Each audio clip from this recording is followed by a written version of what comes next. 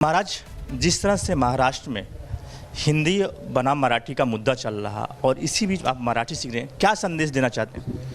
देखिए, ये जो महाराष्ट्र प्रदेश है ना, ये शंकराचार्य जी से बहुत घनिष्ठ रूप से जुड़ा हुआ है। आपको जानकारी हो, अगर अभी आप अनुसंधान करेंगे और ये पूछेंगे कि ये महाराष्ट्र शब्द सबसे पहले किसने कहा, तो किसी का नाम नहीं आएगा। फिर आप और गहराई में जाएंगे तो पता चलेगा कि जो ह्वेन-त्सांग 7वीं शताब्दी में चीन से यात्री आया था, उसने अपना यात्रा वृत्त लिखा है। उसमें उसने इस क्षेत्र को मोहोलाच कह करके पुकारा है। उसको महाराष्ट्र कहना नहीं आया, तो मोहोलाच कह के उसने पुकारा। लेकिन उससे बहुत पहले 2500 साल पहले आदि शंकराचार्य हुए। आदि शंकराचार्य जी ने जो मठामनाय महानुशासन लिखा है, उस महानुशासन में उन्होंने जो शारदा पीठ का क्षेत्राधिकार है उसको बताते हुए कहा, सिंधु सौवीर सौराष्ट्र महाराष्ट्र। तो महाराष्ट्र शब्द का प्रयोग 2500 साल पहले शंकराचार्य जी ने किया और बाद में उसी शब्द का अनुवर्तन होता रहा। और 1 मई 1960 को जब आपका महाराष्ट्र प्रदेश हुआ, तो आप जानते हैं, आप लोग अंग्रेजी तारीख में आजकल व्यवहार करने लग गए हैं, इसलिए आपको पता नहीं चलता है, लेकिन विक्रम संवत के वैशाख के शुक्ल पक्ष की पंचमी तिथि थी। उस दिन आदि शंकराचार्य जी का वो जन्मदिन होता है, प्राकट्य दिन। तो उसी दिन ये महाराष्ट्र बना है। तो 2500 साल पहले से इस क्षेत्र इस भूभाग को महाराष्ट्र कहने वाले, और जिस दिन महाराष्ट्र राज्य का गठन हुआ उस दिन आदि शंकराचार्य जी का जन्मदिन मनाया जाता है। इस दृष्टि से महाराष्ट्र से उनका घना संबंध है और महाराष्ट्र से हम सबको लगाव भी है। लेकिन जब हम यहाँ आए और यहाँ हमने देखा कि मराठी के बारे में विवाद चल रहा है, तो हमने उसको एक अच्छा रूप देना चाहा और मराठी सीख रहे हैं, हमको तो लाभ हो रहा है। लेकिन कुछ लोग कह रहे हैं कि दबाव जिस तरह से महाराष्ट्र में चल रहा है मराठी सीखने का, उसकी वजह से। हाँ, ठीक है ना, दबाव में जो आता होगा वो ये सोचेगा, जो भी ये व्यक्ति बात कह रहा है कि डर गए, दबाव में आके सीख रहे हैं, इसका मतलब वो वैसा ही है, वो डर करके कुछ करता है। उसको पता नहीं है कि अभी मुक्तेश्वरानंद है, ये किसी से डरता नहीं है।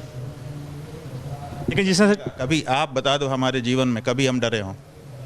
हमारा इतिहास ही निडर का रहा है, हम काहे को डरेंगे किसी से? लेकिन अगर ऐसे विवाद के अवसर में हमको एक लाभ मिलता है तो उसको उठा लेने में हमें बुद्धिमत्ता दिखाई दे रही है, हमको लाभ दिखाई दे रहा है, हम क्यों नहीं करेंगे? तो इसीलिए हम सीख रहे हैं। लेकिन जिस तरह से हिंदी भाषा के नाम से मारा पीटा जा रहा है, ठाकरे बंधुओं को जो मराठी सिखाने का एक अलग अंदाज है, वो मराठी सिखाने का अंदाज नहीं है। देखिए, मार करके हमने कल ही कह दिया था कि ये मुसलमानी पद्धति है। मुसलमान जब आए हमारे देश में तो उन्होंने तलवार के जोर पर धर्मांतरण करना चाहा। हम जो कुछ सिखाना चाहेंगे, हम सीखो नहीं तो मार देंगे, सीखो नहीं तो मार देंगे, ये मुसलमानी पद्धति है। ये ठाकरे परिवार में कैसे आ सकती है? ठाकरे परिवार का जो संबंध है वो हिंदुओं से रहा है और अभी तक तो उनको हिंदुत्व के नाम पे जाना जाता रहा। अब अगर वो मुसलमानी पद्धति लेकर के आएंगे आगे, तो इनको नकार दिया जाएगा हिंदुओं के द्वारा। बहुत बड़ा खतरा है उनके लिए, ये नहीं करना चाहिए उनको। मुसलमानों की जो पद्धति है, भयभीत करके अपनी चीज़ को आगे बढ़ाना, ये ठाकरे परिवार के लिए बिल्कुल ठीक नहीं है, हम हिंदुओं के लिए बिल्कुल ठीक नहीं है। क्या संदेश देना चाहेंगे ठाकरे बंधुओं को आप? क्या संदेश दें? संदेश उसको दिया जाता है जो सुने। अगर सुनेंगे तो हम लोग उनको बताएंगे। लेकिन अभी तो हमने एक संदेश बड़ा दे ही दिया कि अगर आप मुसलमानी तरीका अपनाएंगे अपनी चीज़ को बढ़ाने के लिए, तो आप उस समाज से नकार दिए जाएंगे जिस समाज ने आपको सम्मान दिया है। हिंदू समाज, इससे बड़ा कोई संदेश हो सकता है? दूसरा, आप कह रहे थे कि मराठी की बात हो रही है, ठाकरे बंधुओं ने कभी हमसे संपर्क नहीं किया कि हमें सिखाने के लिए, लेकिन हमें मौका मिला, हमें सीख रहे हैं। सही है। दूसरा, जिस तरह से कावड़ यात्रा चल रहा है, कावड़ यात्रा के दौरान कहीं विघ्न डालने की कोशिश किया जा रहा है, धर्म भ्रष्ट करने की कोशिश किया जा रहा है, क्या कहेंगे आप? अपना बचाव रखना चाहिए। जो दुष्ट हैं वो तो कोशिश करेंगे ही, हमको अब संभल करके चलना चाहिए, अपने नियम पे अडिग रहना चाहिए। रस्तों में जब अच्छा कार्य करने के लिए कोई चलता है, आसुरी शक्तियाँ उसमें विघ्न डालती ही हैं। श्रेयांसी बहु विघ्नानि, हमारे यहाँ कहावत है संस्कृत भाषा में कि अच्छा काम करने चलो तो 1000 विघ्न आते हैं। बिल्कुल आएंगे ही, उसके लिए ही तो हमको तैयार रहना है और उसी को ओवरकम करके तो हमको अपना पौरुष दिखाना है, और क्या काम है।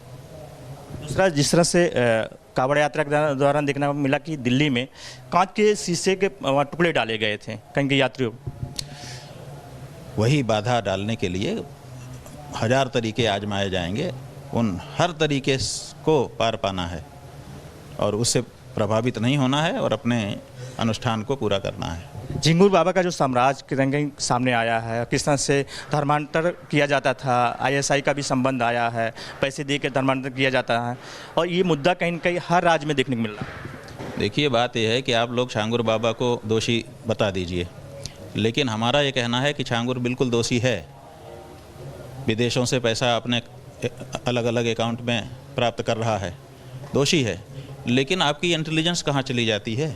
जब उसके पास 500 करोड़ इकट्ठा हो जाता है तब अचानक आप जागते हो, बाकी समय सोते रहते हो। कैसे उसके पास 500? पहली बार जब उसके खाते में बड़ा पैसा विदेश से आया था, उसी समय क्यों जांच नहीं हो गई? उसी समय क्यों पकड़ दकड़ नहीं हो गई? तो आप पहले किसी को समर्थन करते हो अंदर अंदर, जब वो बड़ा हो जाता है और दिक्कत होने लग जाती है या आपके विरुद्ध बड़ा हो करके खड़ा हो जाता है, तब आप उसका निकाल देते हो बाहर चिट्ठा। ये 500 करोड़ उसके पास एक दिन में थोड़े आ गए, लंबा समय लगा है। अलग अलग जगहों के खातों में, अलग अलग बैंकों के खातों में पैसा आया है और फिर उस पैसे को खर्च भी किया गया है। तो इस समय भारत सरकार या प्रदेशों की सरकारों की इंटेलिजेंस कहाँ थी? इसका जवाब दीजिए। जिसके समय में वो काम हुआ है उस अफसर को दंडित करिए, जिस नेता के समय में हुआ है उसको भी तो एक्यूज बनाइए। ये कभी नहीं होता है अपने देश में।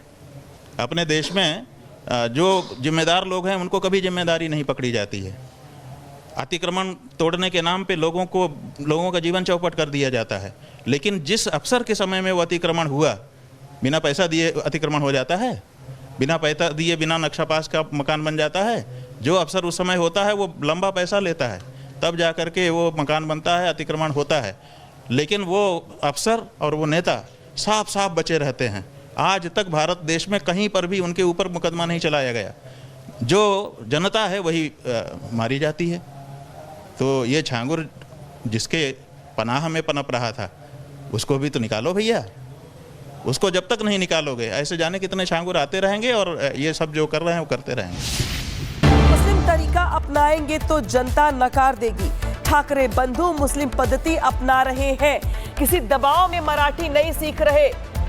तो देखिए यहाँ पर किस तरीके से भाषा विवाद को लेकर स्वामी अभिमुक्तेश्वर आनंद की ओर से बड़ा बयान दिया गया है और ये कहा गया है कि पिटाई से भाषा सिखाना मुस्लिम पद्धति है। मुस्लिम तरीका अपनाएंगे तो जनता नकार देगी। बीते दिनों हमने मराठी बोलने को लेकर MNS के कार्यकर्ताओं की सड़क पर गुंडागर्दी देखी है। जिस तरीके से अगर गोरेगांव की घटना की बात करें या मीरा रोड की बात कर ले जाए तो कई घटनाएं सामने ऐसी आई जहां पर भाषा को लेकर, मराठी बोलने को लेकर विवाद के चलते यहां पर दबाव बनाया गया। न सिर्फ दबाव बनाया गया बल्कि मारपीट भी की गई, जिसके बाद कई तरह के सवाल खड़े हुए। इसके बाद अब धर्मगुरुओं की ओर से भी इस पद्धति का विरोध किया जा रहा है और कहा जा रहा है कि मुस्लिम तरीका अपनाएंगे तो जनता नकार देगी।